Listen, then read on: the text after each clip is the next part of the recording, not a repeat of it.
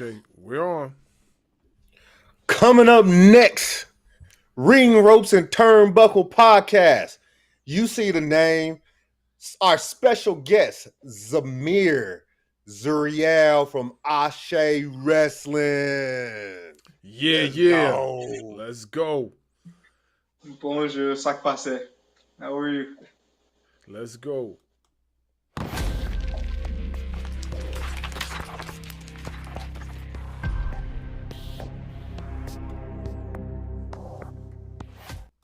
Following podcast scheduled for one fall. Introducing first, they are the Internet Podcast.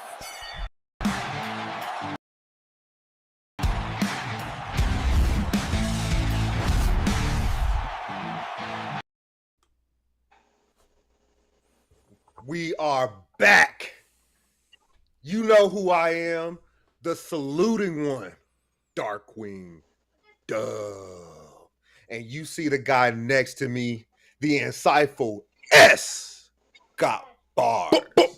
Bars. Wrestling media. And our special guest, Zamir Zuriell from ASE Wrestling. Yeah, let's give a round of applause.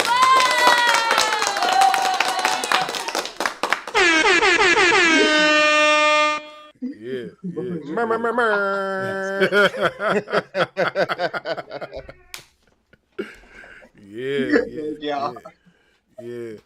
Yeah, thank you for coming on with us tonight. This has been in the works for a few weeks now, so I'm glad we were finally able to get you on. Thank you for having me. I'm very excited to be here. Yeah. Absolutely. So, first things first, go ahead and tell the people a little bit about Zamir. Well, hi, my name is Zamir Zuriell. I hail from Jeremy, Haiti. I came here to Atlanta and I trained under AR Fox from the WWA 4. So I'm pretty well versed in the ring. I'm pretty extravagant. I love to dance. Every single time I get out there, the crowd loves me. I love the crowd. I love my people. I'm all about my people, and I'm definitely about God. I am a very spiritual man. So I hold that near and dear to me. I try to share that light with others.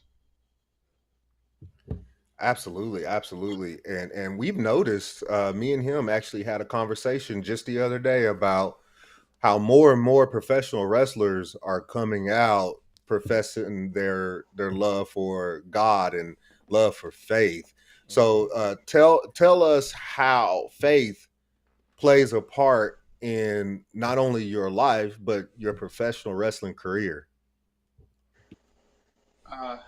Thank you for asking. That's very sweet.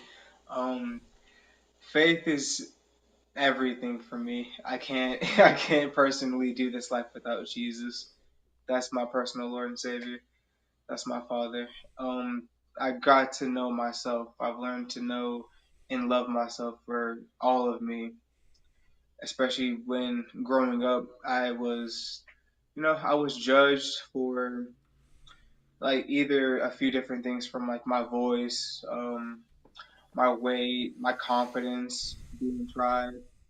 For me as a person, growing up, it wasn't all glitz and glam. It wasn't too too nice. So having that faith in something higher than me to know that it's all going to get better one day, and every single day, His grace is renewed for me. It's helped me push through, and even until this day, I don't enter a ring before I go through Gorilla. I pray. I say a short prayer, protect my body. I go out there. I do what I got to do. I go back. I finish it out. Thank you, God. That's awesome, man. That's awesome to hear. So what would you say to somebody that is struggling with their faith? The best thing that you can do is to personally go in to your mind, or you go into a safe place that's quiet, and you just talk to God yourself. He can handle it. He can handle anything and every single thing that you're going through. He wants to hear you honestly. Shoot, I've been learning that recently, to be more honest with yourself and to be more honest with your source. He created you. He knows exactly who you are. All you got to do is ask. Because I'll be the first to tell you, that was another part of our conversation that me and him were having, is that I am one of them people that is struggling with the faith, especially lately, because there's so much going on in this country and the world in general. Is like it's hard for people like myself to find that belief in a higher power like that with all the bad that's going on, mainly in this country, that we're seeing on a day in and day out basis.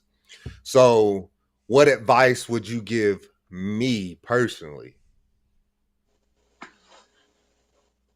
Uh, Personally, I would like to say you're very bold in what you say, and it's glorious. I would want you to know, sir, that you are, in my eyes, a beautiful expression of God.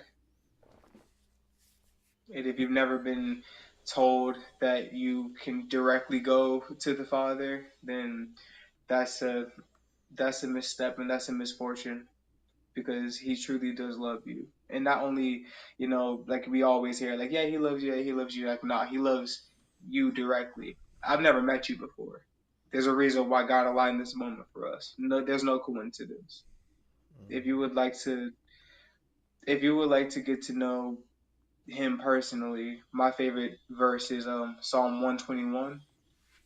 It's look up to the hills. Like, I look up to the hills. Where does my help come from? My help comes from the Lord, the maker of heaven and earth. So just take a moment to yourself. Look at your body.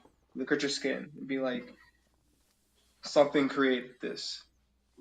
Something created this. This consciousness inside of my skull. Something created that. And just start there.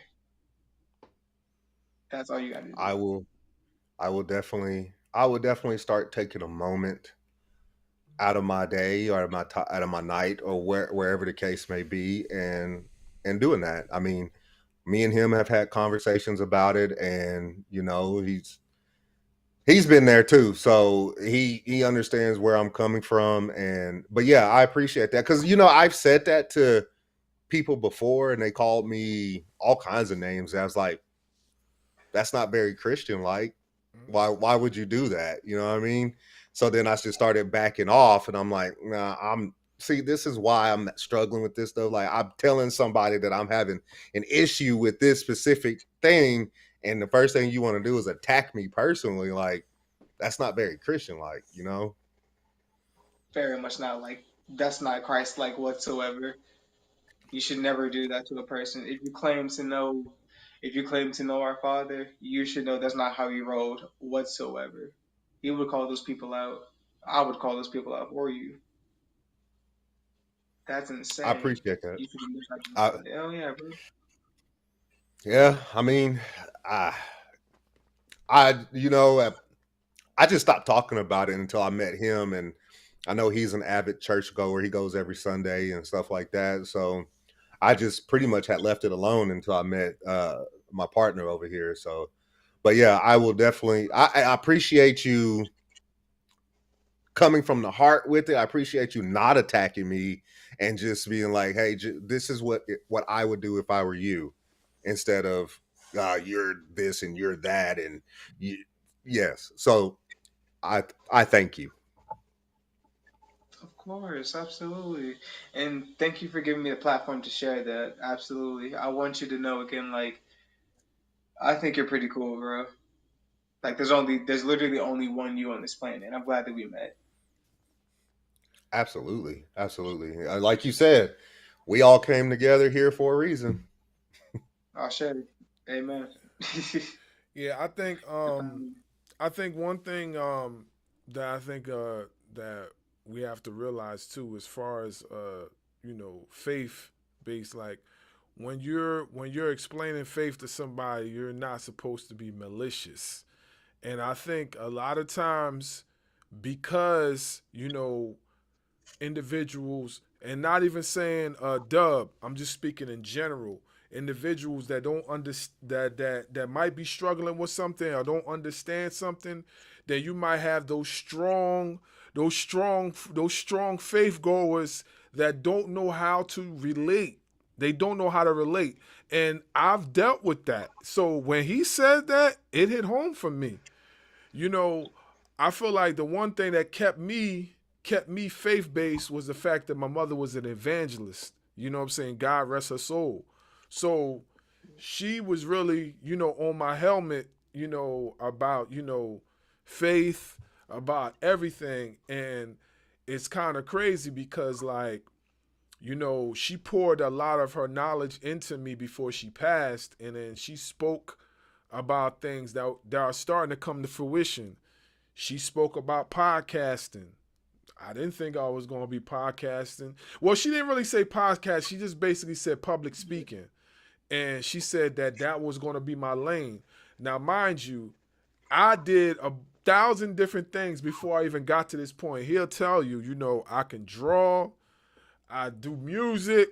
Well, podcasting was the last thing. Public speaking was the last thing. And the next thing you know, I'm in front of you right now with my boy talking about professional wrestling, which is something that I hold dear to my heart. You know what I'm saying? And then on top of that, outside of this, I counsel.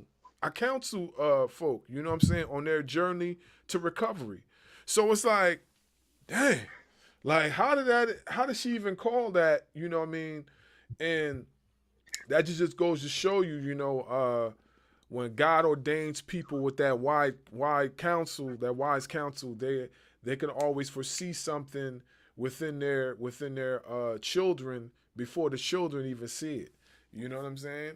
So like, yeah, I understand totally, what Dub was saying, and like I had told him before, which he already knows, like, like real, real recognize real, and real would never push you away. They would want to bring you in. The church is supposed to be something that brings people in, not divides them. But unfortunately, in today's world, you know what I'm saying, it's kind of like rough right at the moment. So, Absolutely. yeah, Wow, man. Powerful testimony you got. yeah, It's yes. amazing. So what I mean. But yeah, he knows, man. That he's very talented. He has a lot. He has a lot going for him. He doesn't even know how much he does just yet. But he's going to probably end up seeing it in the near future. You know what I'm saying? Because I didn't know. I didn't know what was foreseen for me in the next 5 years.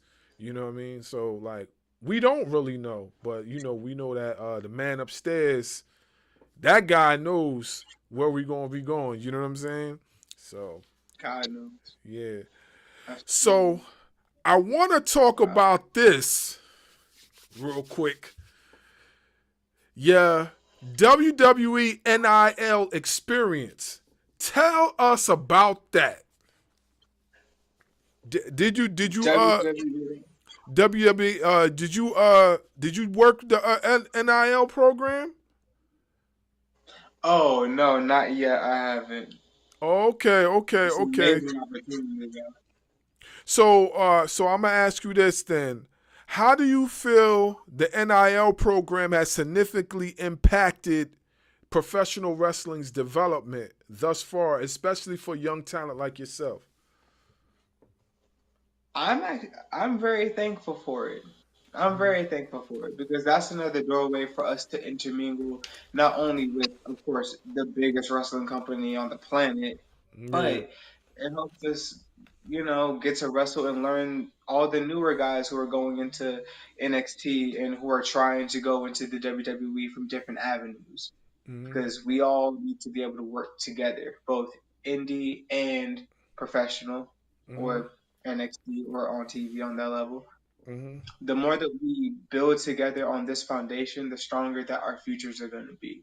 I Mm-hmm. believe that we're going to have stronger matches, stronger storylines, stronger promos, stronger like abilities. to bounce off of each other. Mm-hmm. So for me personally, WWE NIL, that's very significant, especially in our time period, because it wasn't always like that. We didn't have opportunities, even like 3 years ago. We didn't Mm-hmm. have as much opportunity as we do now.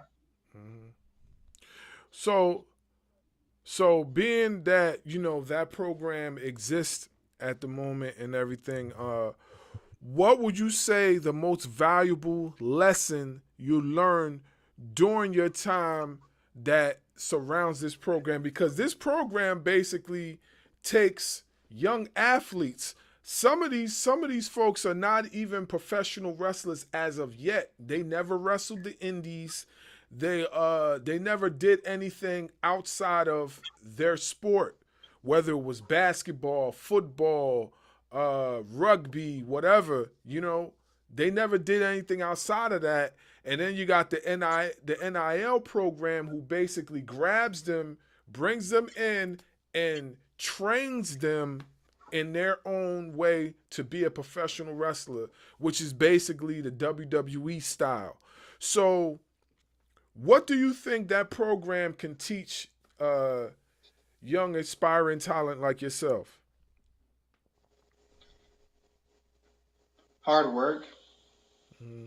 because not too much. I hold respect for college athletes that come into wrestling, Mm-hmm. because I've worked with many college athletes and former athletes that have come into wrestling, or it's their first matches, or it's their first appearances even at a wrestling show. Mm-hmm. So from that experience, I know from starting from ground zero, it's not easy, especially from coming from like football, or some people just ran track, or some people just did gymnastics. Mm-hmm. In order for your body, because your body movements are going to be different than the way that you played before. It's a whole new sport. Mm-hmm. You have to think about so many other things. So when Mm-hmm. you're working with newer talent, I think it's more fun that way. I actually very much like working with newer talent to make, the athletes that weren't involved in wrestling before, but want to actually give it a shot and care. Oh, absolutely. Mm-hmm. Absolutely. Step into the ring and we can see what you can do. Mm-hmm. Yeah, like I said, they take the average to the most experienced athlete, and they put them in the ringer, and then before you know it, we get people like the Brian Breakers or things of that way, who never wrestled outside of WWE or the Indies period, and they become this terrific, you know professional wrestler. I mean, almost like an overnight thing. You know what I'm saying? So, and another thing that you pointed out that is true is that your body works different in professional wrestling. Like there's certain things that your body's not accustomed to as far as movement, mobility, that when you was doing playing basketball or whatever, your muscle memory is used to that. You start doing them bumps, them flips, them hurricanranas or whatever, your body's like, oh, wait a second here. Wait a second. Let's take a step back. And I've heard and seen stories of folks, like they said it was the hardest thing ever when it came to wrestling training. They put it over football, basketball, just about every sport. They said professional wrestling training is the hardest thing ever. I still would like to train, by the way. I still would like to, by the way. You know what I'm saying? But I definitely would like to take a bump, like just to see what it would feel like. Cause my uncle was a professional wrestler in Nigeria, but he never got a chance to come to the states and do it on a United States soil because he passed. But I definitely would like to one day, before this body gets too old to be trying to do that. So yeah, for sure. Maybe Yeah. Ric Flair Already there, still has bro. some. Yeah. Here you go. Here you go. Okay. I was wait. I was waiting. I was waiting for him to throw that jab in there. Yeah. He we do this from time to time. Like when we doing the interview, he'll throw a jab in there, like, "Yo, yeah, this guy's already hitting father time." You know what I'm saying? So it's all good. He could get the Shao Kahn laugh. He could get the Shao Kahn laugh for that. Yeah. So it's all good. I got another question, and I'll send it back to Dub. You mentioned, if I'm not mistaken, you trained with AR Fox, right? Yes. Okay.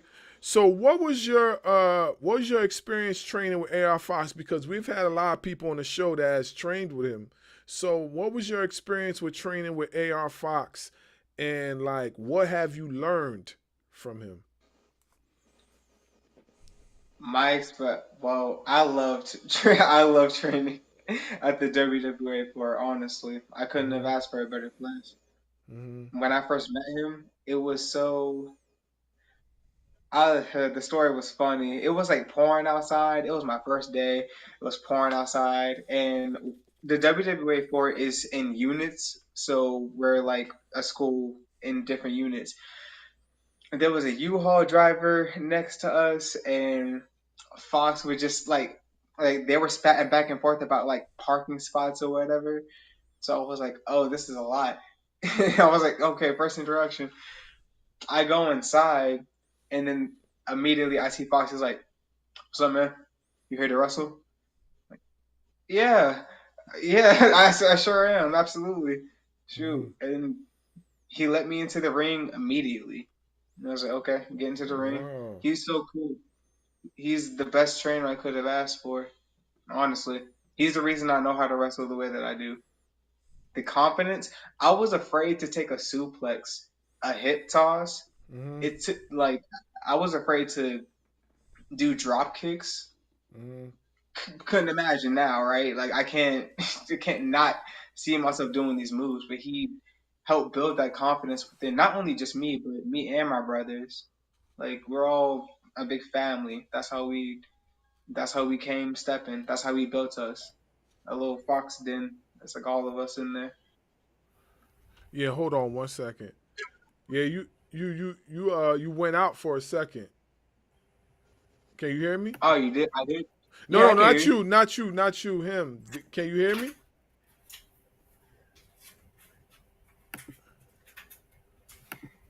You should be able to Oh, hear me. The sound says is reading you. Yeah. My bad, man. Go ahead while he's trying to get that back to normal. Go ahead. Go ahead. What were you saying? perfectly Uh. fine. No, no. Okay. Uh, all of us. We are all Fox. Like, we were all Fox's kids. We're all his boys, and now girls. Yes, as y'all Mm-hmm. too. Like we've all been. The way that he trained us is just so different. A lot of places that we would go, like they would see us as like. I mean, of course, like you walk into any show, and you see us as like just a group of wrestlers walking in. Mm-hmm. Everybody's kind of like, oh, okay, just a group of wrestlers. But then once they found out, or like once we tell them, like, oh yeah, AR Fox trained us, or like we're from the WWE floor, they're like, Mm-hmm. oh shit, really? That means like this card is going to be fire. These matches are Mm-hmm. going to be fire. Mm-hmm. Yeah, I was getting ready to say too. Like I see a little bit of AR Fox's influence with your wrestling style, especially with the drop kick, because like you caught some height. I was watching one match. I forgot what match it was, but I was watching one match and you caught some serious height. Serious height. I thought you was about to dunk the ball or something like that. Like you caught some height. So I definitely see his influence. I man, AR Fox is amazing. Like I remember watching him on Lucha Underground, like the classic matches he had with Swerve, who was Yeah, who kill at the shot. who was Kill Shot at the time, yeah. And like he's pretty versatile too because like he had some real gruesome matches too. The one part where he fell through the glass or something like that, I was like, yeah, Ah! he's yeah. I was like, yeah, he's Oh, done. So, yeah, I was like, yeah, he's done. And then he was able to get up from that. I was like, yeah, this man is not Yep. human. He's not human for for the bumps I've seen him take in that match. I was like, man, that guy is not human. He's from a different planet for sure. You know, but yeah, it you know what's crazy too because AR Fox, Swerve, and Ricochet, they're in the same promotion together, and they were in the same promotion together on Lucha Underground. That's wild. They all worked. Ricochet was Prince Puma. It's Puma, yeah. Yeah, he Yeah. was Prince. Oh wow. I just You yeah. didn't know that? You No, no, didn't I know? just now put the correlation there, and then they're like all four. Yeah, Right? Yeah, I just yeah, not. Wow. yeah. That was Huh. Prince. That was Prince Puma. He was Prince Puma. Oh no, no, That I knew that. I didn't know that all those people, like all of them ended up in AEW too. I never put two and two together like that. Yeah, yeah. See me, I be paying attention to stuff like that. I'm like, wait, like, yeah, all of them been working together for like years because they were in Lucha Underground together and then now they're in AEW together. Of course, besides AR Fox, the other two they played different personas in the other promotion, but they basically still all work together. So yeah. That I just had to put that together, which is crazy. And there's a few other guys that worked Lucha Underground in AEW as well. Brian Cage, Lucha Underground, AEW. There's a few other guys, but yeah, I just want to throw that out there because I just find it interesting that there's so many people that he's worked, that he's trained, and now they're flourishing. Like I see it all the time. Um, my last question before I throw it back to Dub. And what would say is your in ring style, and what would you say that is your techniques? Oh, I always have a hard time answering this question because I'm like a cornucopia of things. I can kind of really do it all. Mm-hmm. My in-ring style is mostly. mm, I would just like to say like a great combination, like a good mixture of quite a couple things. Like I can do high flying style, I can shoot, I can wrestle, I can play heel, I can be face. Mm-hmm. I really do love to leave my feet for her Karana, so I love lucha. Absolutely, the Japanese style is something I really want to hone into one day. I would Mm-hmm. love to go to Japan and wrestle one day. So I guess I can't give you a solid straight answer on that because I want to learn it all and build my foundation as I go. How many years of experience do you have so far? Four. Oh wow. Oh okay. I was expecting you to say like 10 or 11, but yeah, 4. Wow. Wow. So you freshly into it. Yeah. So like I would say like this is like your, like if you was to your years of experience to put it like into like college or whatever like that, what would you say? You're a sophomore, junior, or you're a senior, or a little bit in between? What would you say you at right now? Junior. Okay. Okay. Junior. Senior is like my next level. Okay. Yeah. Yeah. Well, I tell you from what I have seen, like you're talented. You're talented, and I like from what your character portrays. I see a lot of exceptional things for you in the near future, like whether it's WWE, whether it's AEW, like what I mean. Your style, what you do is definitely must see TV. So hopefully we put it into the universe. We see you on one of those two shows. You know what I mean? We TNA, wherever, we see you on one of them two shows because it's definitely must see TV. Like I could definitely see you in the X division. The X division, you know what I mean? Merci, merci beaucoup. I would love to do that one day. Yeah, that would be Shoot, I want dope. to run for TNA. I would love that. Yeah, you versus Leon Slater. That would be nice. That would be dope. That would be dope. Shoot, thank you.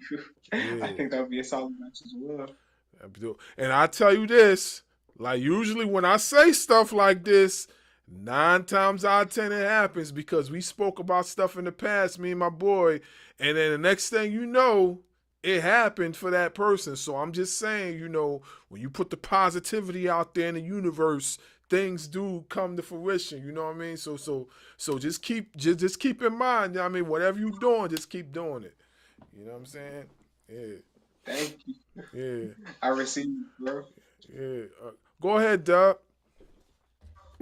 So let's backtrack just a tad bit. Coming from Haiti, what got you started into professional wrestling? It was actually my mom. Yeah, my mom got me into it when I was 6 years old. Yeah. I'm specifically. I was in the States, Virginia at that time. So she took me to GameStop, and I had the thin PlayStation 2. So there was a big bin of just like $1 games, like the little envelope games. And SmackDown Here Comes the Pain was my first ever video game. And now I can proudly state to this day that SmackDown is my favorite brand. I'm a SmackDown boy. I'm a diehard SmackDown boy. So when she introduced me, I started playing the games, and then I slowly started watching it. So it was the video games, then it was TV. I didn't want to actually become a wrestler really ever. I thought it was pretty cool. I did believe that one day I could do it. I just kind of had this feeling of like, if that is what's for me, it's probably gonna happen. It's just a feeling inside of me. I was like 6 years old, yeah. And fast forward to let's say 2014. Yep, 2014, when WWE 2K14 came out, and I saw one of the trailers for it, and it had the perfect song that went over it. It was like a Fall Out Boy song, and I was like, you know what? I want to be in a video game. And if I want to be in a video game, I'm probably gonna have to become a wrestler. And that was the only thought that went into it at that moment. I just wanted to be in a video game at Hey, ain't first. nothing wrong with that at all. Ain't nothing wrong with that at all. I think at one point we all wanted to be in a video game. I remember playing high school football and thinking like one of these days I am going to be in the NCAA football game, and then I'm gonna make it to Madden, and then everybody can see then I'm gonna be on TV playing for whatever team, And I'm sure my boy here was probably thought he was gonna be in the college basketball game and in the NBA and then being seen on TV. It's crazy because you're not the first wrestler that we've talked to and said that they got their start by playing a video game. Really, I think that's pretty cool. It's a testament to our new generation. That's how we got into it. Yeah, yeah, and to me, I know the older generation like kids always playing their video games, but it gives you like if you're doing a sport or something like that, like a wrestling or a football, basketball, baseball, even like maybe that's something that's just inspiring you. Like you know what, like in your case, you know what, I want to do this because I want to be on this game. You know what I mean? It's motivation. You know what? You're absolutely right. That was my main motivation. I just that yeah. Yeah, at first that was definitely my main shtick. It was pretty cool. And there's nothing wrong with that at all. And to all you old folk out there that don't like it that the kids play video games, look at that guy right there. And now he's doing it. Now he's putting in the work to make that video game. Yes, Mm-hmm. absolutely. Shoot, shoot, yes, sir. So, did you play any sports in middle school or high school or anything like that? No, None. not one sport. That's also a first. So that tells me that Mm-hmm. all you did was make the decision that you wanted to be a professional wrestler and started putting in the work to get there. Hmm. Somehow, Because some yeah, way. and it's crazy because you're the first wrestler that hadn't had a didn't play a sport, even if it was in middle school. Because like even something as simple as what was it? Zay Vegas said he did rugby, Mm-hmm. and it was in Yeah. middle school or something like that. So that's why I was like, none, because you're the first one that said that they didn't play sports. Yeah, that's actually pretty uncommon, especially in this field. You got to have some type of physical background somehow. I didn't. So when you went into training with AR Fox, was like the physicality of it like a shocker to you? Yes, it sucks. Yeah, that shit sucked. It took me the ropes. Oh yeah, just cut. My skin had not turned red like that ever. It took me a month and a half to learn how to bump correctly. Wow. But you didn't give up though. Nope. I was like, I gotta at least get this down. That was the first thing. I was like, please, bro. I actually, Alex Kane. Alex Kane is he was this he was the nail in the coffin for that. He was the one that finally got me to bump correctly. It was in training. Somebody made a table behind me. He just pushed me down, and I just did it. I was like, oh, that wasn't so bad. A Yeah, whole month of whiplash. yeah, we very familiar with Alex Kane. Shout out to Alex Kane. I had the privilege of interviewing him a few years ago on my other channel. Before I got started over here with my peoples, I had a chance to interview him, and he's a very very experienced and influential mind of professional wrestling.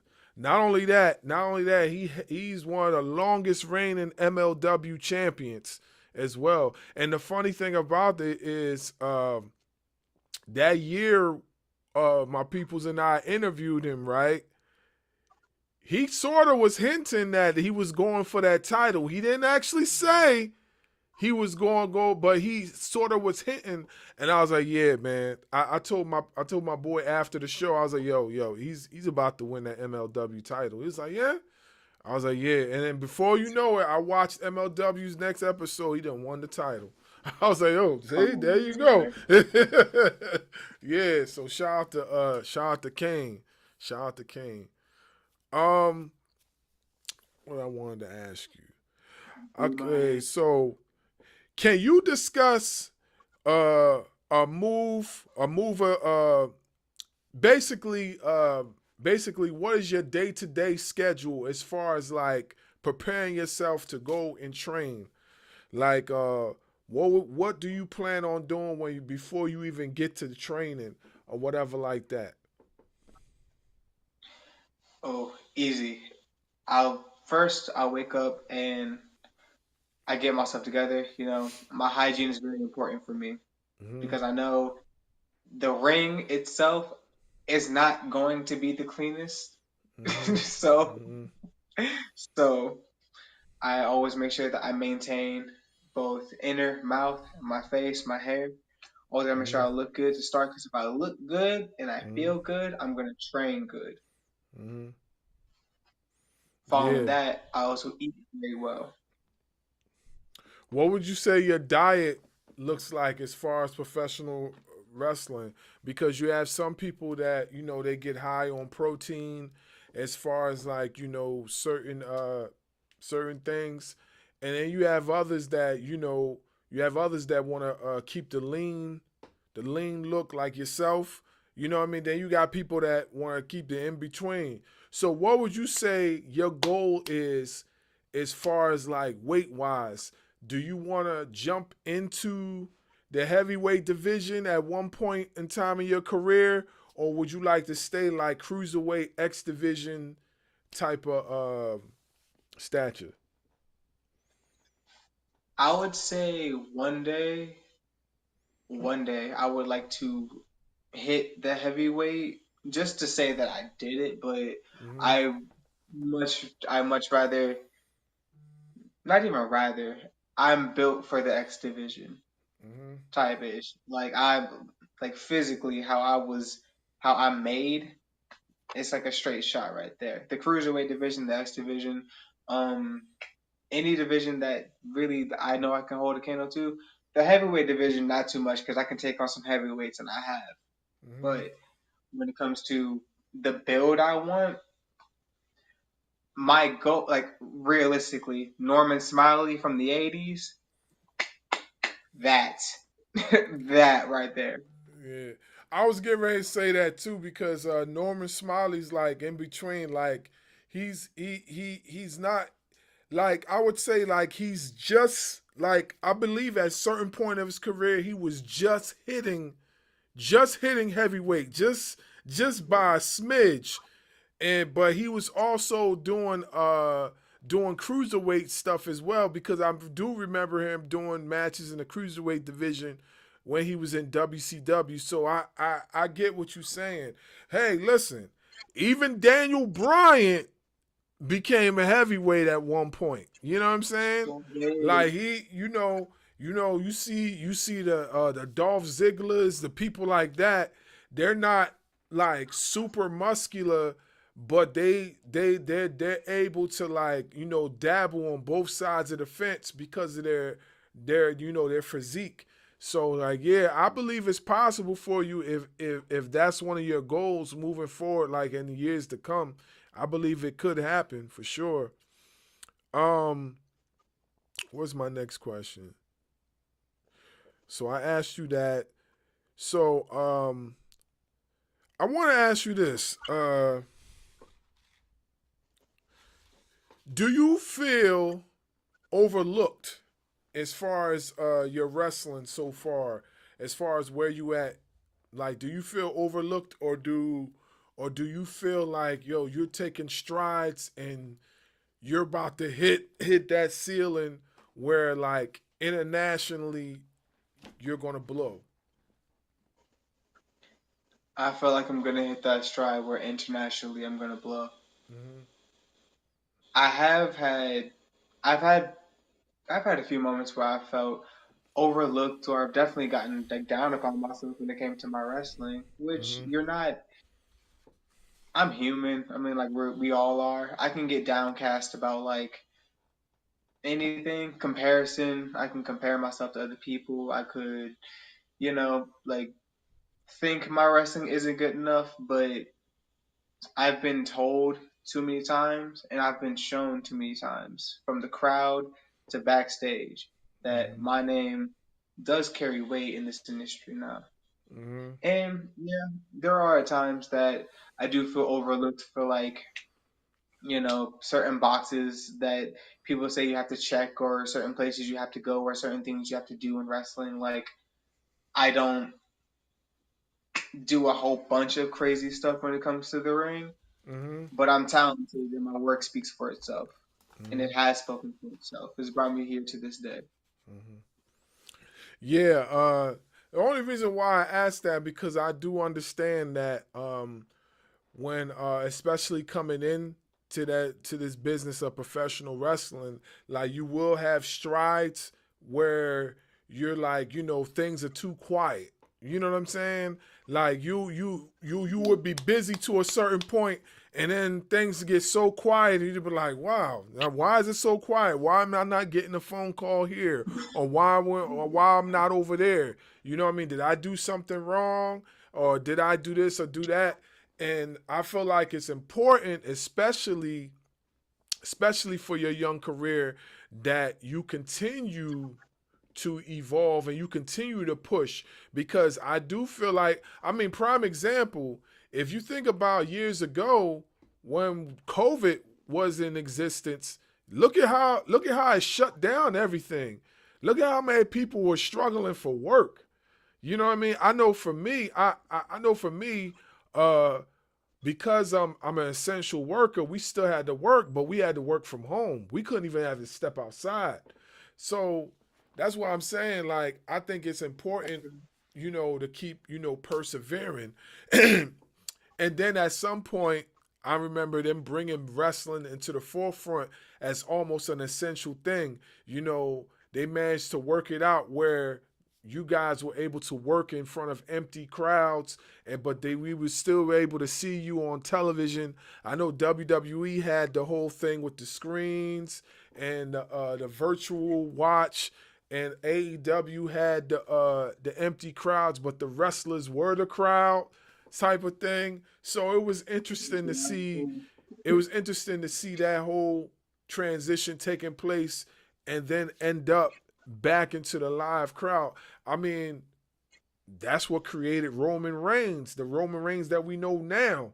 Like, the whole pandemic, he was evolving into that character, and then when he came into the forefront and he came in front of that live crowd, we know him now as a tribal chief. So yeah, so I believe, like, certain things like that can definitely mold you and bring out the best in you. You know, go ahead, Doug. Mm, thank you. So, are there any from the time you started playing the video game? Who were some of the wrestlers that you started looking up to? Well, I would say my favorite wrestler is actually Norman Smiley. He's someone that I see a lot of myself in. He's the first, like, honestly, I found my story to be very similar to his. Like, he's from the UK, but he's black. Mm-hmm. I'm French and I'm black as well. So Mm-hmm. I immediately correlated with that. I saw him on WCW, not only funny, but he could wrestle his ass off. And then I went back and I saw his work in Japan in UWF. I was like, Mm-hmm. wow, this man is actually very cold in the ring. I can Mm-hmm. see why he's like known. And to see him, he was definitely one of and is my strongest inspiration to get better in the ring and to just grow into me as Zamir. He's pretty cool. The Rock, I will say, absolutely one of the greatest of all time to ever do it. His promo skills are the reason why I want to cut promos so bad and why I enjoy cutting promos. He's funny. He's hilarious. He like his confidence out there. It's just him. I was like, what? He's just speaking. I love this man. He's iconic, bro. The rock bottom, one of the greatest finishers. Period. I love every time he gets flat out. Oh, and gotta like just bring her up real quick.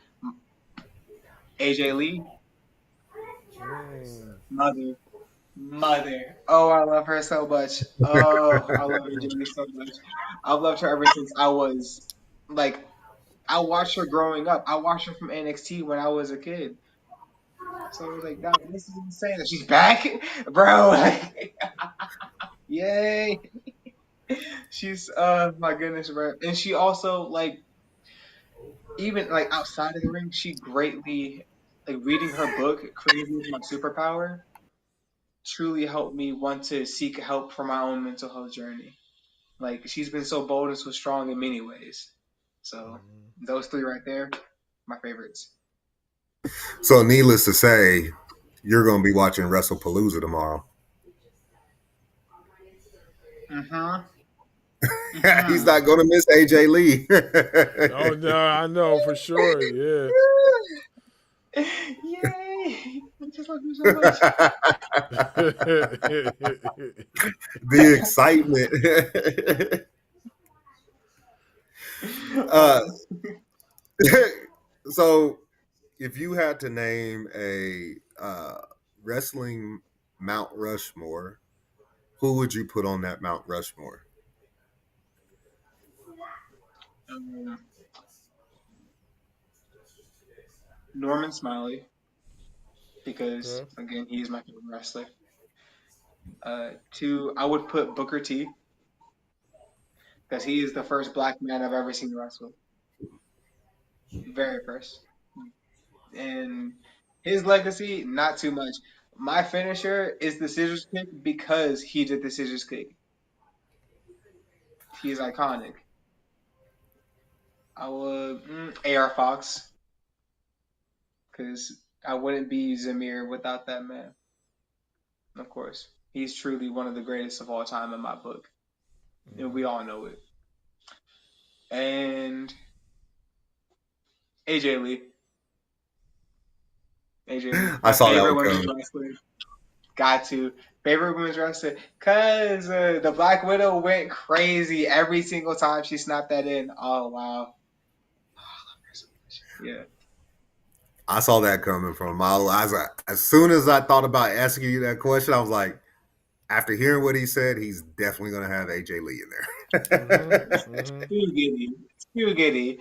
It's my mom. I can't wait to meet her one day. That's what Roxanne Perez was doing, calling her mom.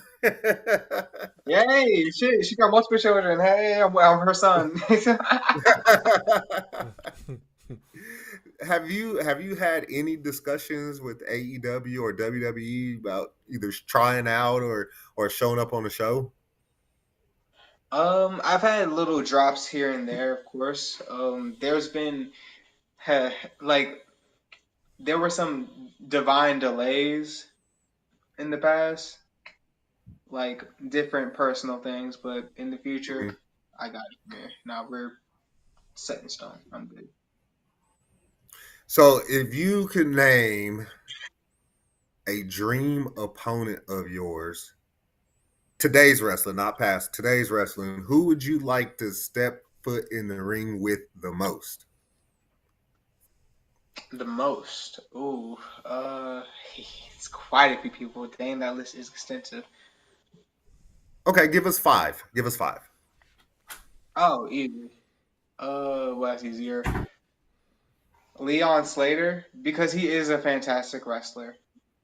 He is a fantastic wrestler. Really cool for our generation. Alex Kane, because we've never wrestled before. He's one of my dream actors. Um, Teriyaki, he's one of my dream actors as well. Because we haven't wrestled before for some reason. Um, if I was to say, oh, I would love to wrestle. I would love to actually wrestle Ricochet. I think that Mm, match would go crazy. that match I would be think that match fire. would go. Yeah, thank you. Shoot.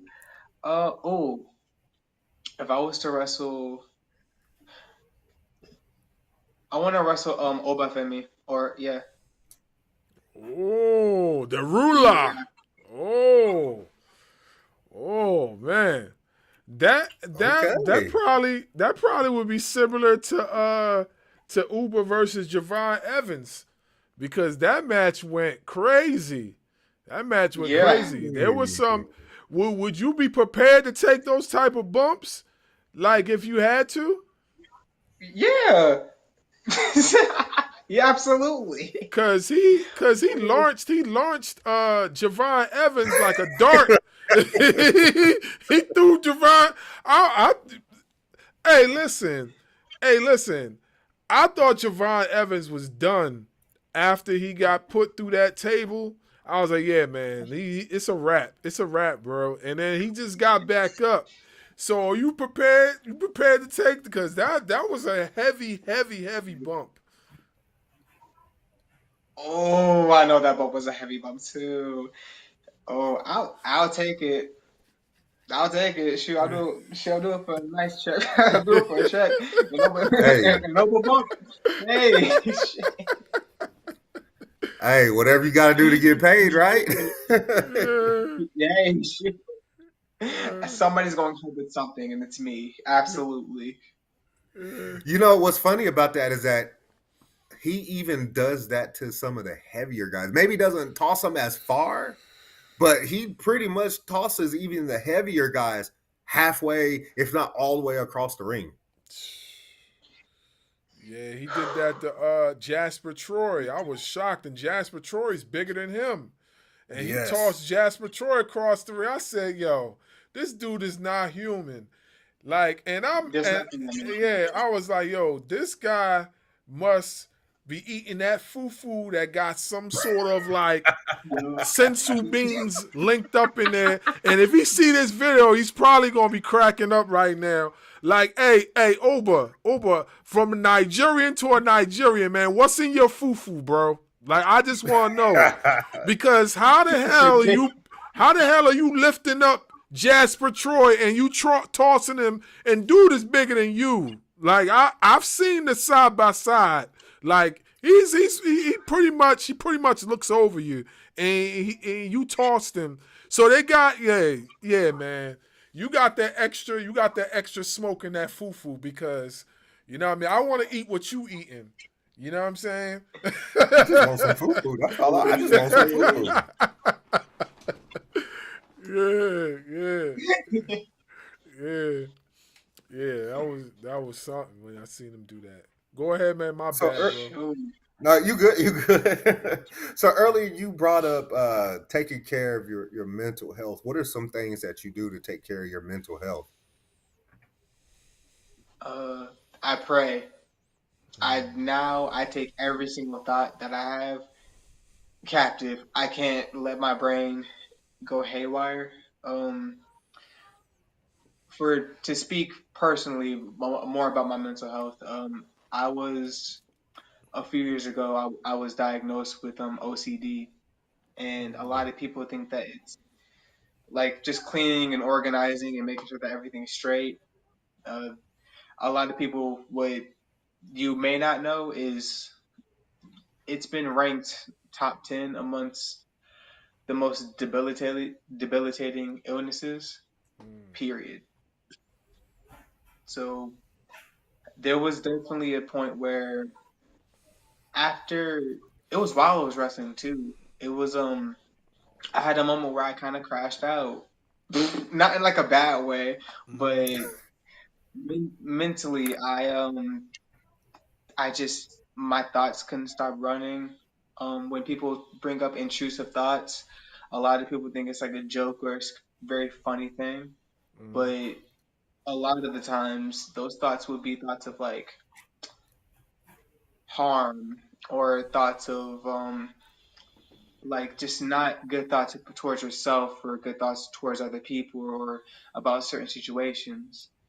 So having thoughts like that run into your head all the time and not having a way out, it felt debilitating for me because it was an everyday struggle, every hour, mm-hmm, every hour. There wasn't a minute that went by until really until I started getting back into prayer and I was I was directed to AJ Lee's book actually, Mm. which made me fall in love with her even more because how raw and transparent she was in her story. I was like, wow, there's actual wrestlers who understand this, and her story was really deep, and I could relate to hers a lot. That led to me then starting to seek wise counsel and help for my brain, which then turned into a diagnosis of OCD.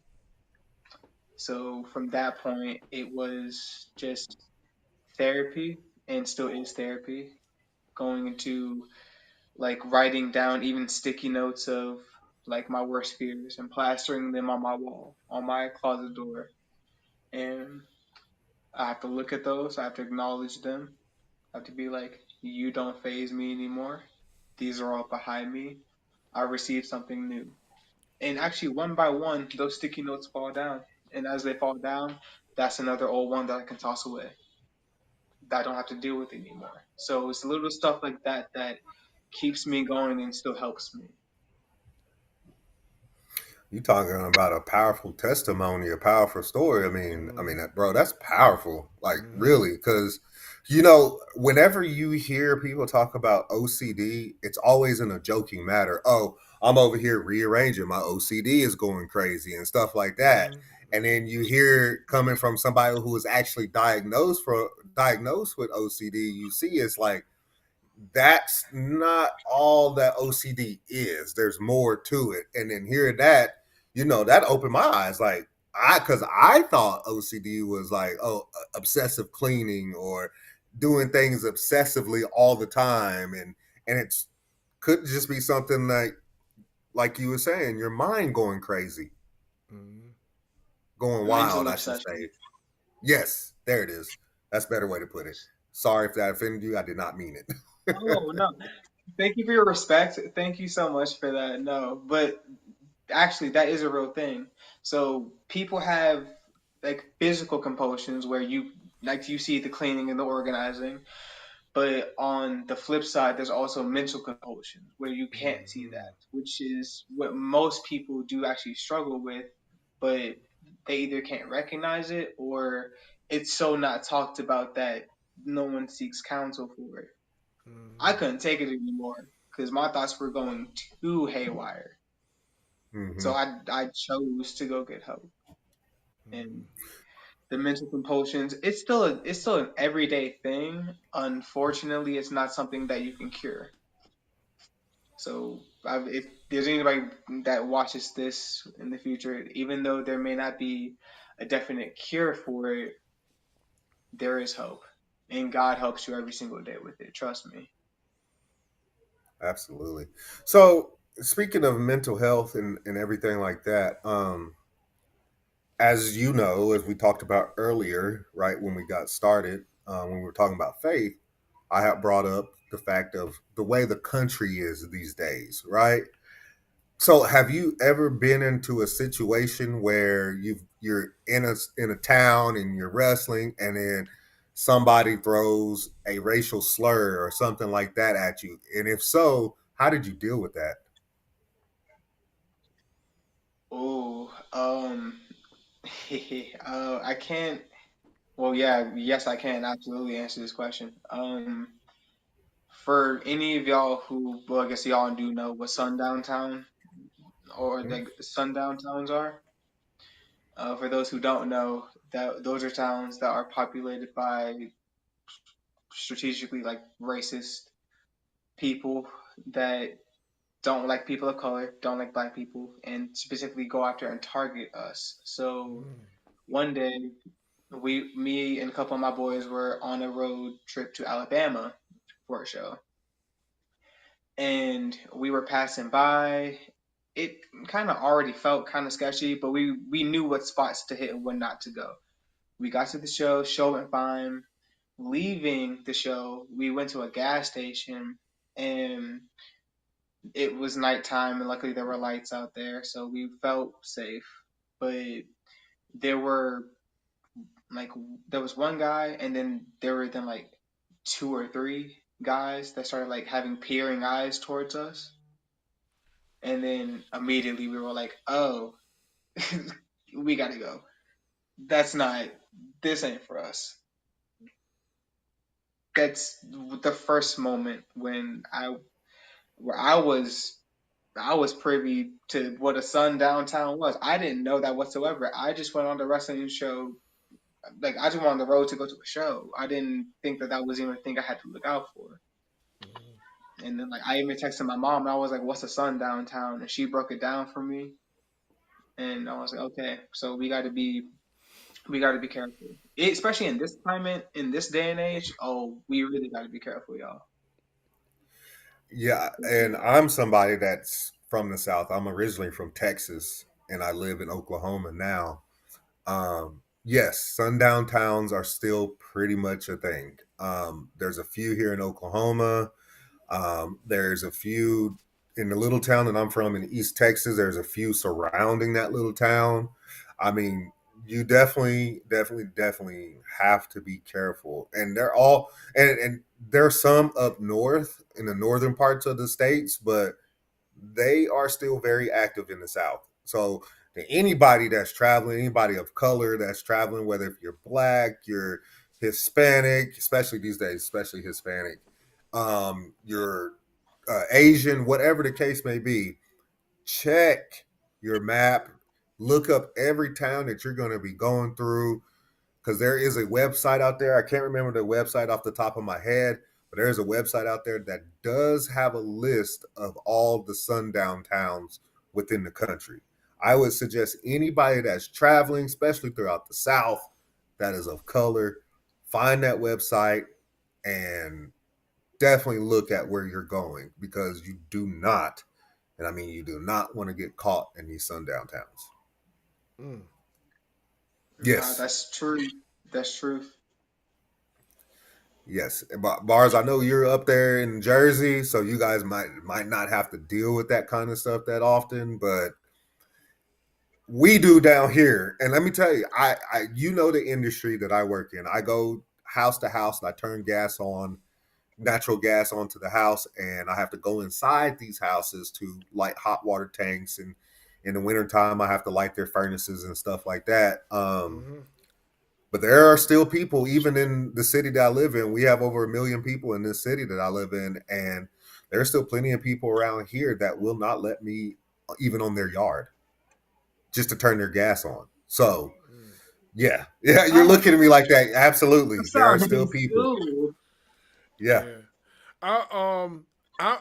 I've been privy to, certain situations in the past, more or less of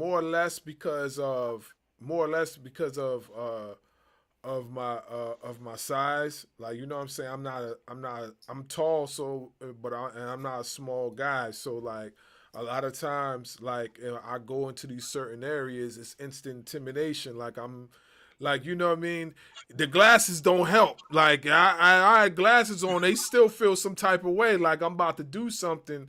You know what I'm saying?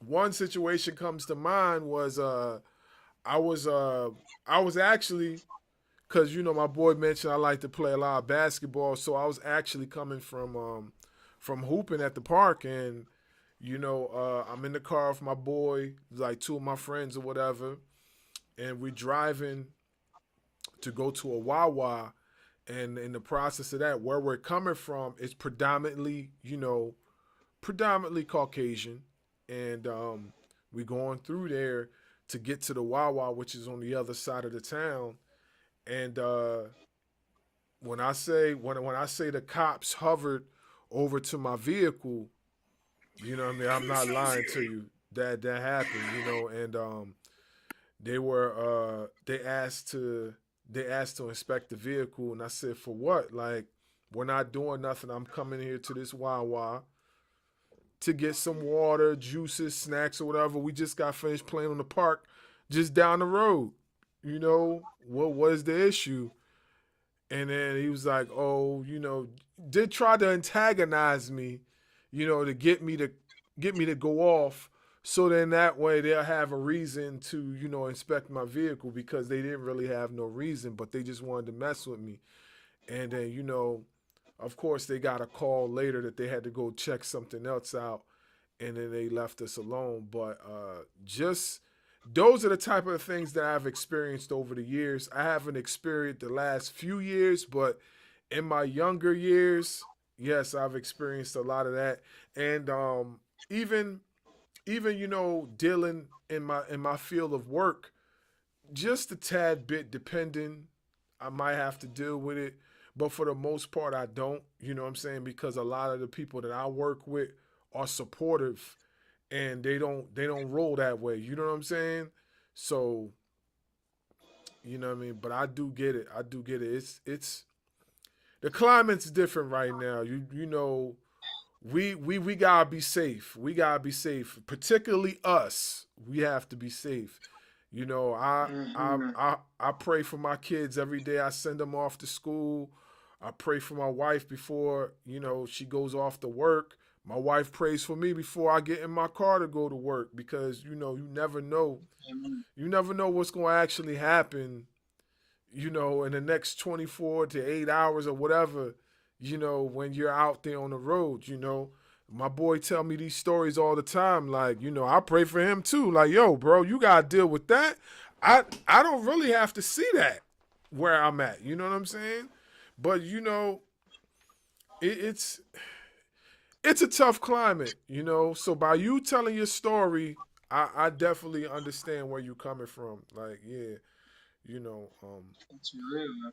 No, yeah. I mean that was my first ever experience, really, like dealing with it, and that's not even the furthest of how racism can go. Mm-hmm, Unfortunately, mm-hmm, especially with what you mm-hmm, recently had happen. God rest his soul. mm-hmm. But it's been a lot. But Yeah, I pray I for all get of it. us together. I get it. I So, get it. so real quick, when you ran into that situation and figuring out where you were, did that mess with you mentally at all? Yeah, I mean, yeah, that was the first situation I've really encountered with like my life could be in danger just because of my skin color. My life is in danger because of my skin color. Doesn't make sense to me. I've done. I'm just sitting in the car. We're all just sitting in the car waiting to go home. We're just trying to go home. That was just a glimpse of. That was just a glimpse of what reality. That was like a big, like a quick wake up call. Like, oh shit, I'm still black. To put it Yeah, out there blatantly, like yeah. shit, like I'm Mm-hmm, still here. So, and my mama warned me about that when I was a kid too. She mm-hmm, warned me all the way from Mississippi, from that area. Well, I was born in Mississippi, so I'm always been in the South, Haiti, all that stuff. Just always been black, and to be known like you are different. That was the first point where I felt different in wrestling. Because before that, in wrestling, didn't have an issue. hmm So even it's traveling, crazy. I know in the territory days, I know there's a lot of wrestlers that had to deal with that in the territory days. I remember, I forgot what interview was it, and we spoke briefly about the territory times and racism and the things that the wrestlers had to deal with as far as to get over. So that's why I feel, and I know he feels the same way, that it's important to have platforms like this to promote us. You know what I'm saying? Not saying that we not going to have other folks, you know what I'm saying, on our show, but mainly to promote us. I feel like that's important because there's not enough of platforms of us promoting us. There's platforms of us promoting other things, but there's not a platform enough platforms of us promoting us. And then I just feel that that's important, you know what I'm saying? And I feel like these type of outlets, can solidify individuals. Like we don't know, like we wasn't privy to who were watching our show. We come to find out there's a lot of wrestlers that watch our show and they enjoy our show. They comment all the time in our messages and tell us so many things. We don't even know. We don't know. We just being ourselves and having fun, and they tell us what they like, and I feel like that's important. Like we need to promote each other because that's just another way of putting ourselves and each other over. Like, you know what I'm saying? Like we don't know we somebody that admires you could be watching this right now or watch this tomorrow, watch the re-recording tomorrow and say, "Yo, I seen this guy somewhere before. Let me make a phone call to Ashe. How can I get in contact with this guy?" And then before you know it, boom, you in NXT. Boom, you in ROH. Boom, you in AEW. That's how it works. You know what I'm happens saying? like Yeah. So yeah, that. I get it. I get it. Um, I wanted to talk to you about the tag team you formed with Ashen Star. Ashen Star. How was that? How was that? Uh, teaming with Ashton Starr as the streetwear fashions. How was that? I love it so much, man. He took me under his wing. He picked Yeah. me up. Honestly, he scooped me up from Haiti, got me all the way over here, all the way over here, all the way to Ashe. He Right. took me under his wing. Uh-huh. He took me under his wing. Truly, he taught me. He still teaches me both in the ring and outside of the ring. He's the Yeah. one. He's the first one to pull me aside after my training, like, and after like I just started wrestling, and to tell me like, you have something. You got to get out there. You got to start making a name for yourself. Mm-hmm. I don't want to see this. I don't want to see this go to waste. Mm-hmm. And he was the first person that really like believed in my ability to do this. Mm-hmm. When I like when once that happened, it was off to the races. And then fast forward like a year ago, we formed Starwear Fashions, and Mm-hmm. now shoot, we've been doing incredible things since then. I'm excited, bro. People love us. His charisma is impeccable. I love his charisma. Mm-hmm. I love wrestling with him. I love traveling with him. We took over WrestleMania weekend together this past Mania in Las Vegas. That was Mm-hmm. amazing. That was so much fun to do with him. Mm-hmm. Mm-hmm. Yeah, you guys also were featured on the on Ashe 11. I remember that. I remember seeing y'all on Ashe 11 and you guys were teaming. So like I definitely see the chemistry with you guys as far as a tag team. So is this something that you guys are going to be doing moving forward and then possibly integrate yourselves into the tag team championship picture? You know, maybe see you guys against Ugly Gang or Demon Time or any of those tag teams within their division. Absolutely. What? We can't stop now. We're Mm-hmm. gonna take over that tag team division. I would, you know what, Darius, sir, we will definitely step up to those tag team championships. Make another tournament. We're already slated for it. We can do it. Absolutely. Ugly Gang, those are my boys. What? Absolutely. Yeah. I would love to wrestle them. Any of those tag teams, bring it. We got it. So just so you know, Jordan Holt and Zay Vega watch all of our stuff because we've interviewed them too. Mm-hmm. So if you could do us a favor real quick, you said you like cutting promos.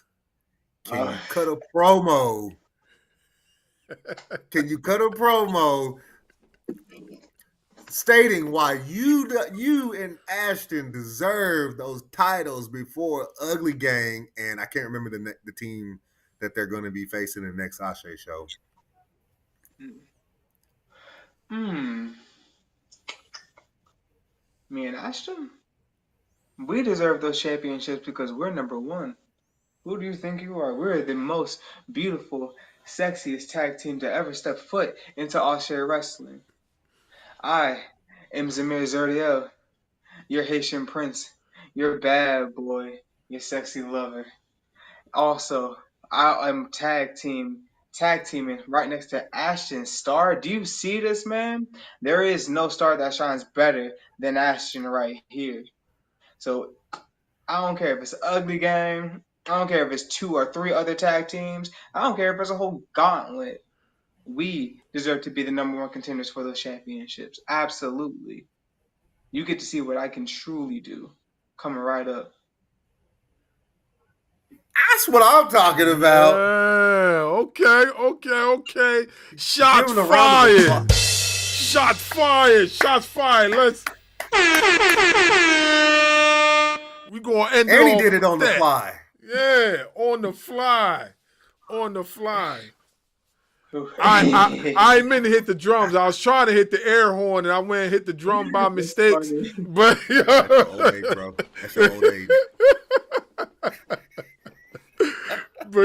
yeah. But yeah, that's what's up. Yeah, I definitely would like to see you guys versus Ugly Gang. I think that joint would be dope. We seen that last match. Who were they? Oh, they were The facing the audacity. Audacity. Oh man, that Mhm. joint was fire. Yeah. Yes, sir. Oh, I love those boys. My goodness. Yeah, yeah, So, yeah. were you guys supposed to be featured on the last Ashe show? Yes, we were. Absolutely, we were. But unfortunately, I had been in a recent car accident. Was not my fault. So, Okay. Mm, vehicle difficulties. okay. All clear.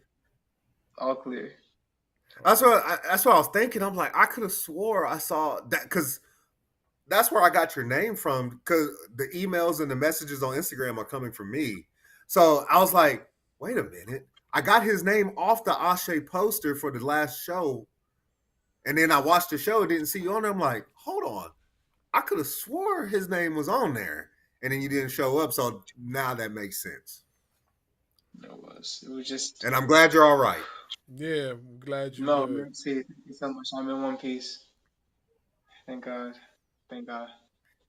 But So how did you get in contact with Darius Lockhart to become part of the Ashe roster?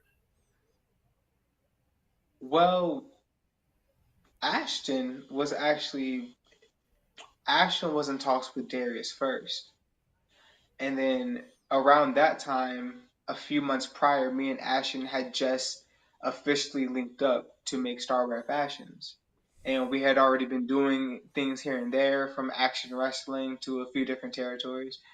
And when Darius and him were having talks, he was like, "I have my assistant Zamir, I have my partner Zamir. Would he be able to come along with him?" So he said yes. Bring Zamir along. I said okay, and I was my first appearance wasn't me wrestling; it was just me managing. So that was just a test run to see how we would look. We did fantastic. It was stellar. Mhm. From like the moment we walked through the curtains, it was like an instant, oh, that makes sense. Like that this belongs here. Like we like So we you we brought something different. So no, that's my fault. That's my fault. Were you at on the pre-show for Return of the King with yes, I Ashton? was. Okay, Yes. okay. Yeah, yeah. That was Oh, awesome. yes, I That was was. Thank you. so what would you say, because we've been talking about people of color, and so what would you say that Ashe Wrestling has done for black wrestlers? Culture. This is the first place where I feel safe to be me. Like I feel like I can actually be myself and be my full self. Because like even the last Star Shea show, like we had like just every single match from the women's championship match to how like even the men's main championship match, like our entrances, like we have like African like actual like dancers go out there and like drummers, like we can bring different types of black to the screen to the forefront because it's not just we from the hood or we all wear like do rags Hmm. or whatever. Like, no, like we're all there's very vast differences. There's all of us here. I mean, I speak French. I speak Creole. Like other people are from Nigeria. There are other people from the UK, like Leon Slater. Like from all around the world, this one place called Ashe brings out every single version of black and more to come. So I think that all of us have a chance to shine in our own way, and no one's being drowned out. No one's being compared to anybody else because you can't compare us to anybody else. We're all different in our own ways, but we all share the same skin tones. It's crazy you say culture because I asked frontman Ja the same question, And that's what he said. He said culture. Mm-hmm. That's true. It's true. So Like for I would have me, never. go ahead. Go ahead. I'm sorry. I apologize. Go ahead. Oh no, you're fine.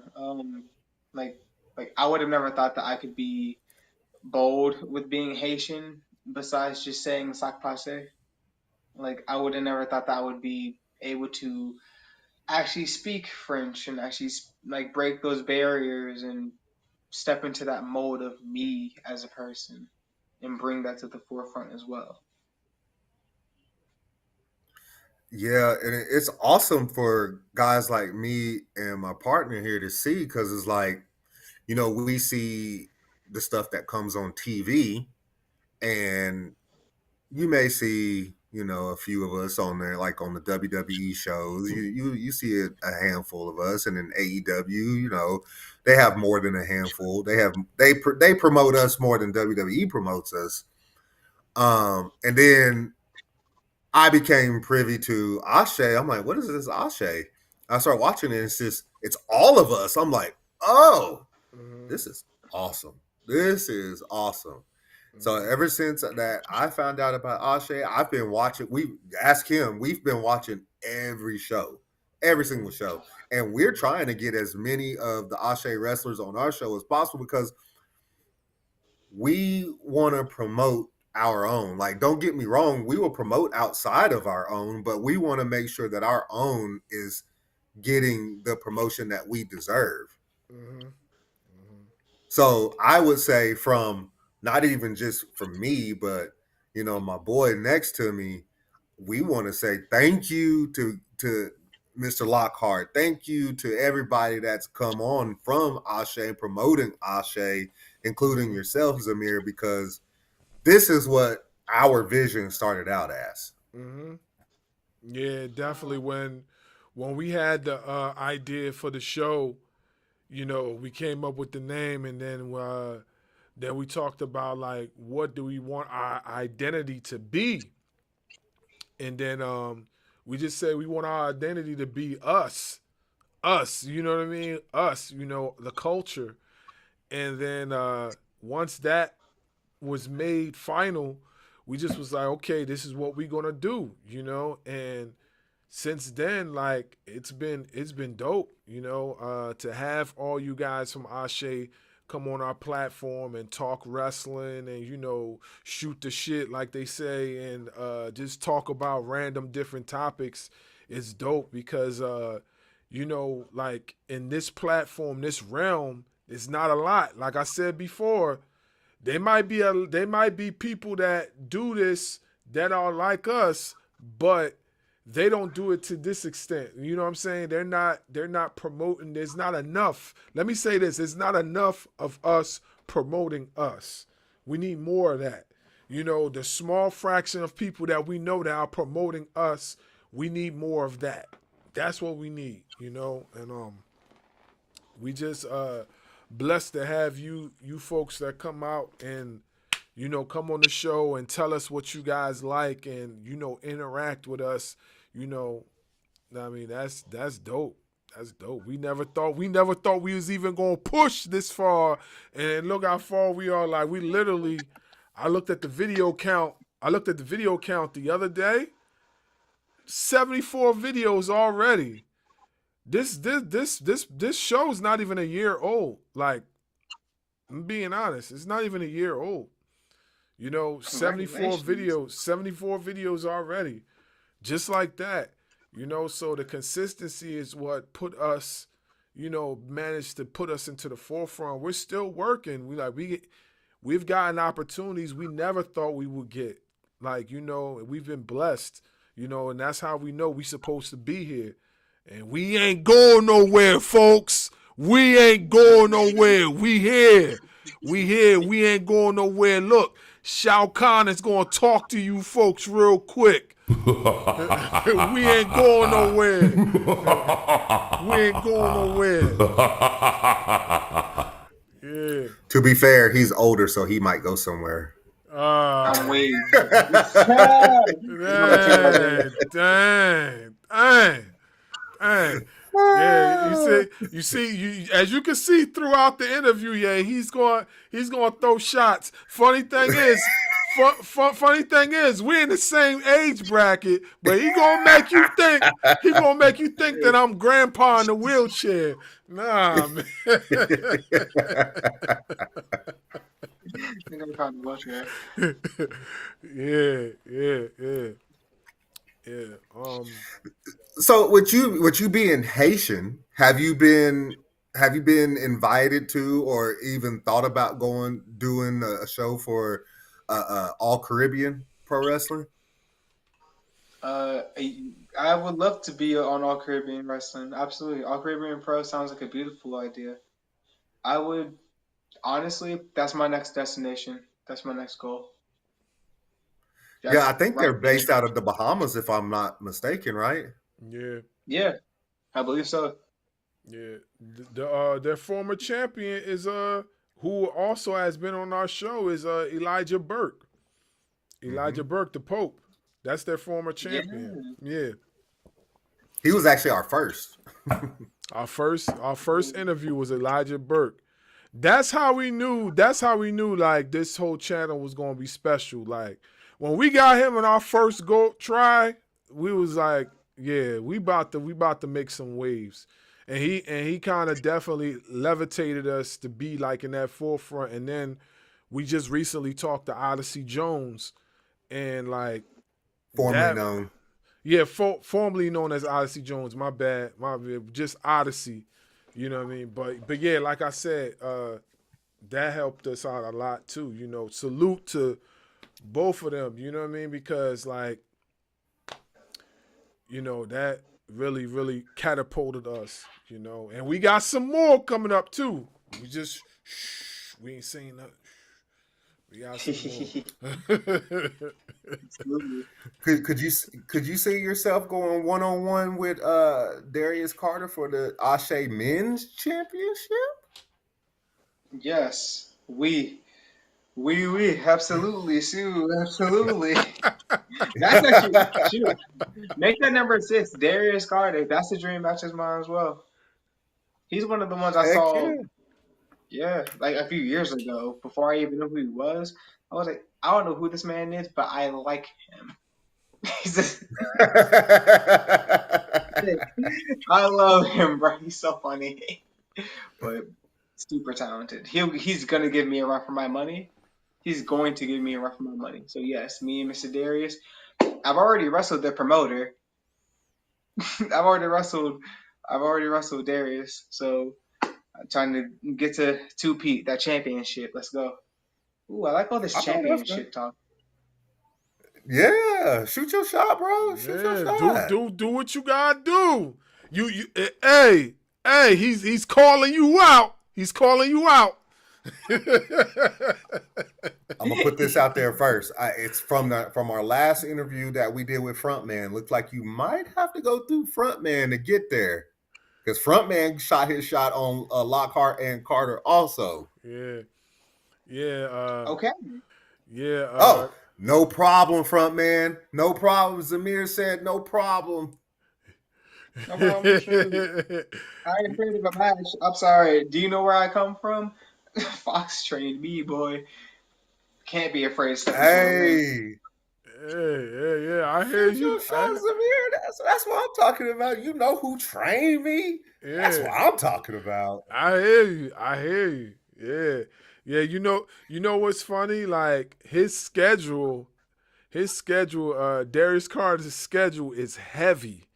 Like I sent my boy the picture, the flyer of who he's got in front of him coming up on one of the ASE shows. He got wrestle what was the Billy flyer Dixon. sent? Huh? What was the flyer Billy sent you? Dixon. Billy Dixon and who else? Oh yeah, Santana Jackson. Yup. Yeah, Billy Dixon yeah. and Santana Jackson. And Santana Jackson is no joke. Have you ever seen Santana Jackson before? Yes, I've seen Tanjana. Yes, I've seen. Yo, Come on, he eats. yo, Santana Jackson's character is fire. Like when I first witnessed this guy wrestle. I said, yo, ain't no way he gonna be able to get this off. And then I tell you not, I became an instant fan just like that. Like the whole Michael Jackson persona in professional wrestling, I didn't know how much I needed to see that. To see that. And neither did I. He does it so well. Yo, man, listen.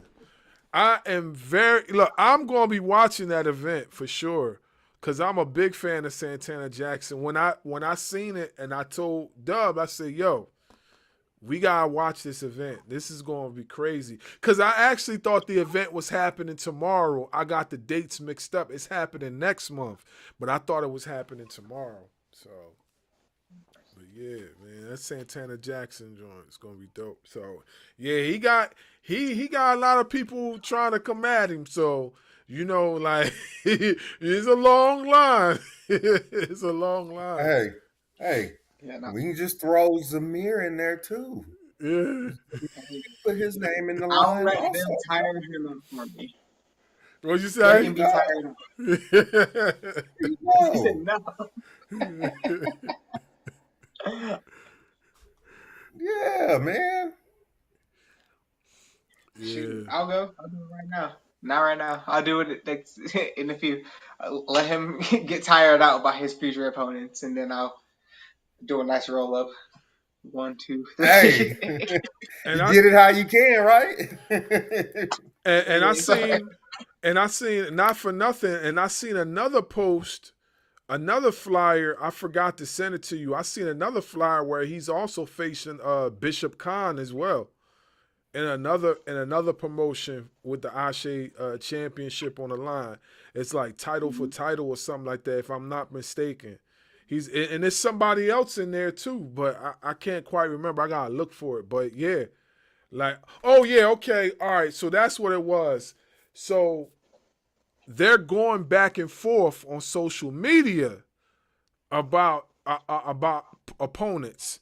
So it's like we actually going to talk about it on our next video, and then you'll get a chance to see what was being discussed. But there's an actual clip of them going back and forth on who going to face Carter in the near future. So yeah. Hmm. That was incredible. I can't wait to see his matches. I love seeing his work. Hmm. He does fantastic. Yeah, everybody that we talk to, they always say good and highly favorite things, about Darius Carter and his matches, And then we went back and watched some of his stuff. Like he's amazing. He's amazing. And he's a heel's heel. Yeah, for sure, for sure. Definitely, Lord Steven Regal's double ganger for sure. Like for sure. Like yeah. So, Mr. Zamir, um, if there's one thing in the high ranks of professional wrestling that you would change to get us more involved within the companies, whether if it's WWE. Now, I want to preface this by saying we know that NXT is very heavy on us. Obafemi, Javon Evans, Trick Williams, so Jada Parker, Lola Vice. I know she's Hispanic, but person of color. Lola Vice, so on and so forth. But I'm talking about Raw and SmackDown, and then I guess AEW to a slight extent. What if you could change anything to make us more prominent within those companies? What would you do? I would make us. I would make us enter storylines because that's the things that storylines or is what makes people remember you. Like you remember The Rock for his storylines, Booker T for his storylines. I mean, like Booker T and Stone Cold in a grocery store, like that doesn't just happen. That like there's a build to it. If we integrate us off rip too, like if you integrate us, like call us up from you know NXT up to the main roster, or even now, what you could start integrating is like just adding more storylines for people of color and actually trying to understand that person of color instead of here is where you go, or this is what we assume that black people do, so be like this. And that's not, again, that's not all of us. We have a chance to show ourselves and show who we truly are, and we get to talk and get on the mic and show that we're powerful as well. We take over immediately. I think they would do well by looking at people or looking at promotions like Ashe, talking to the wrestlers within that promotion, picking Darius Lockhart's brain, like what did you put into this to make people of color stand out? You know, but of course it has to start up here. Like TKO, they have got to want to. Triple H is they have to want to do that. It can't just they're down in NXT. They are the champions down in NXT. They're doing this down in NXT. Uh, so we'll just leave that at Shawn Michaels. But then when we get up to the main roster at Raw and SmackDown, like everybody likes to point out, Carmelo Hayes. We haven't really been seeing much of him up until tonight, where he took on Sami Zayn for the uh, U.S. title. But prior to that, we haven't really been seeing much of him. So I feel like they need to do something to get us more involved within that company outside of NXT. Mm-hmm. No, Because I'll I be agree with damned if I'm going to sit there and watch them fumble Obafemi once he finally goes up. that. That's true. He's literally super for that. They can't mess that up. If they mess that up, they have a serious problem on their hands. I gotta be careful. We gotta be treated better. We will be treated Absolutely. better. That's why I think we need to see. I don't know what Darius is doing to get the company more out there, but more people need to see Ashe, especially more people that look like us need to see this. Like, hold up a second. We're not being seen on Raw and SmackDown. We can only be seen on Tuesdays and Wednesdays, which is NXT and AEW Dynamite. I wish there was a way to get Ashe on TV to where more eyes can be put on them so they can see that, hey, we are just as talented, if not more talented, than some of the people that you see on a weekly basis. I believe that that would be a beautiful idea. Absolutely, to get big eyes on us to get on TV for us to get. Yeah, absolutely, I mean, that'd be glorious. it is possible. There's so many outlets out there that don't have professional wrestling programming. So it is possible, that's why I feel it's so important to have platforms like this that promotes that, because you don't know who's watching could see this and they can just say, hey, where are these guys from? Let's find out where they're talking to these wrestlers, and let's go from there. And it happens. It happens all the time, so it is possible. There's many outlets out there. That's true. All it takes is one person. Yeah. So I just have one question. One question. And then I'm gonna just pass it right back. So what other roles do you plan on playing as far as your character, you know, within the sport? Like, what do you plan on doing moving forward as far as your character? Are we going to see a heel side of you? Are we going to see a face? Are we going to see something in between? Like, what are we going to expect from Zamir moving forward? You can expect the in between, Okay. because the in between is where I belong. That's really where I stay Mm-hmm. mostly. I am known to be a good guy. I am a very, very, very good guy. Mm-hmm. but I also know how to defend myself. And if I must get nasty, then damn it, I can, and damn it, I will. It don't take nothing for me to flip a switch, but I can also smile and send you on right on pretty on your way. Either way, I'm more in between. I would say that.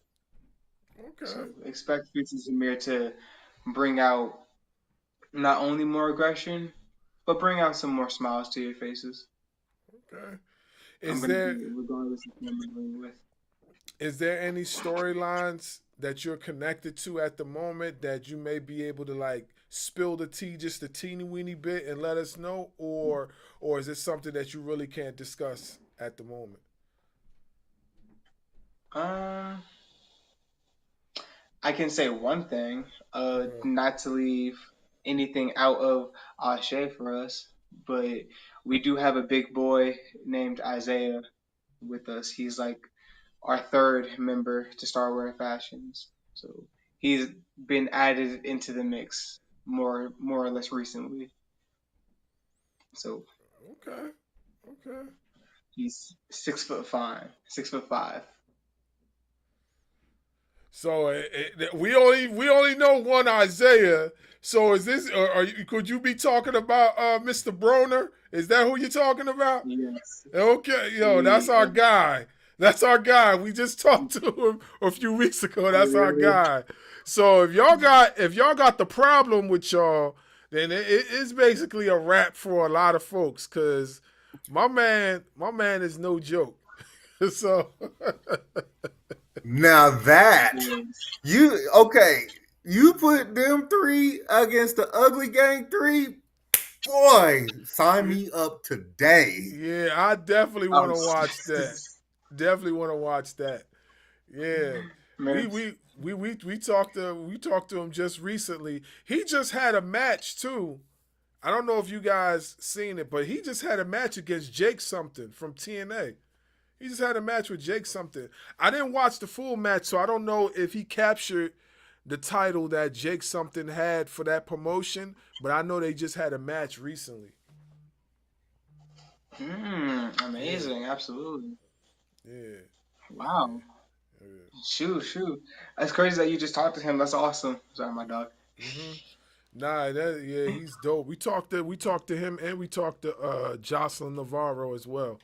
So yeah, there's some cool folks. Some cool folks.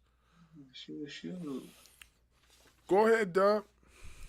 So, do you have a pre match? I should say. I was about to say pre match meal. Yes, yes. I always try to have like a bag of sun, like already like peeled like sunflower seeds The or regular kernels. peanuts. The kernels. There we go. Yeah. Kernels of sunflower seeds.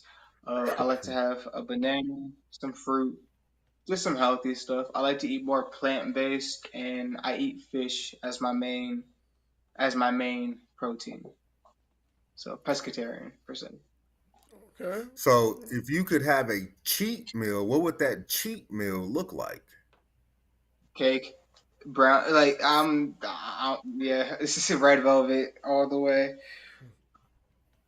Red velvet. I love pizza. Pizza is actually my favorite food. That was a hard one to kind of like skate around, but I still eat pizza. I'm not even gonna lie. That's my guilty pleasure right there.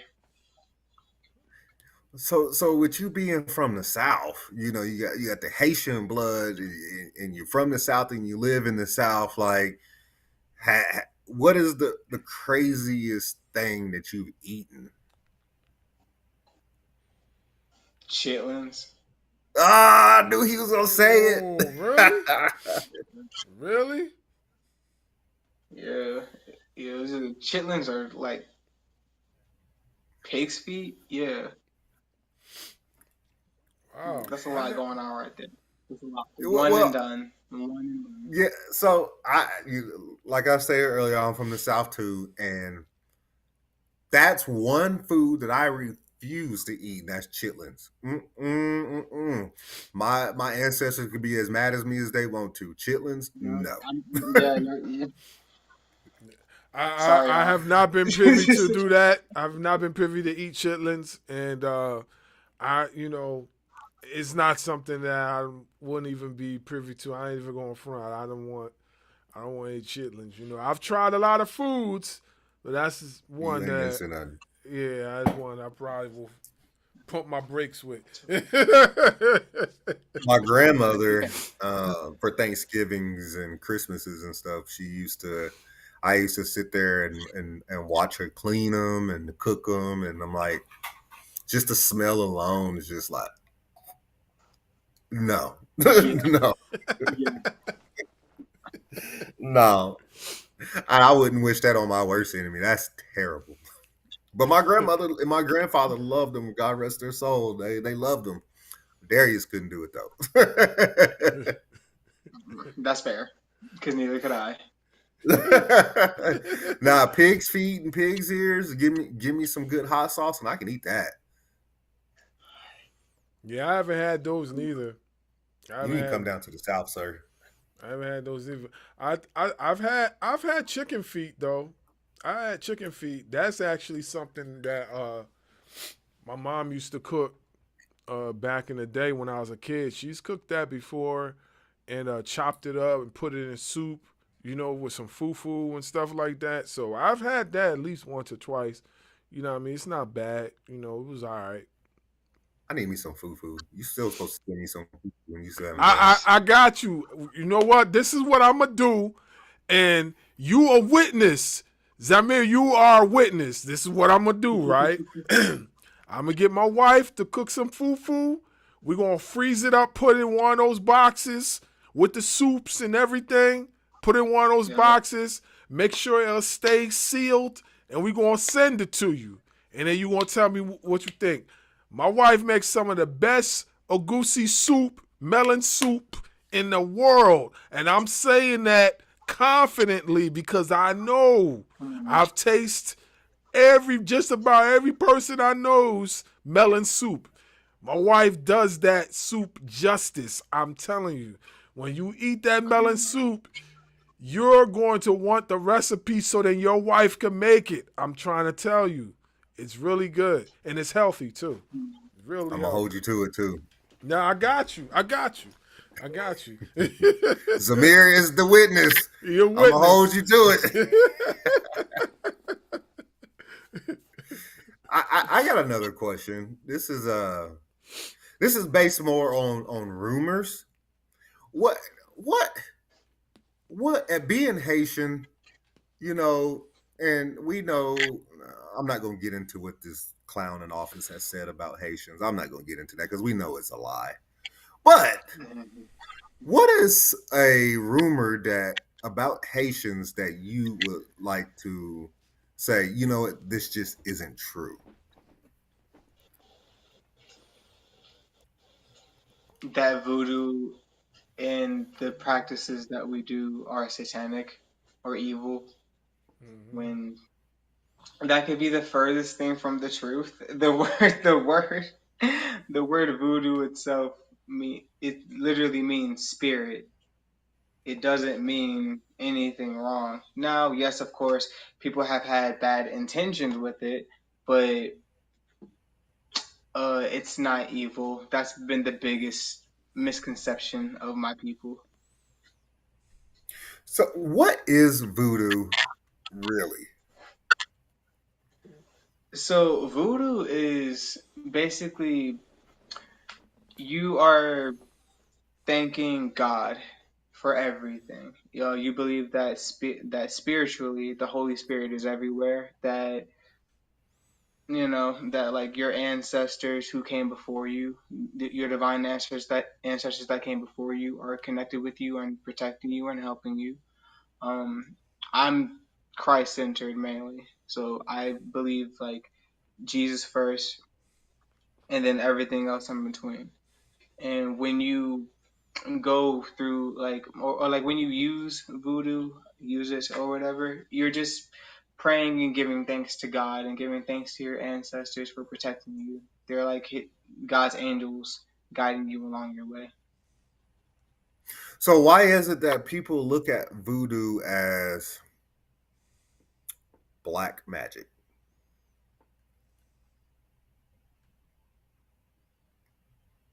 Oh, I think he froze. He froze? Yeah. Oh. Is it going to unfroze? I wonder if his phone died or something. I don't know. Hold on. I'm on the Instagram right now. Hold up. Let me see if I could.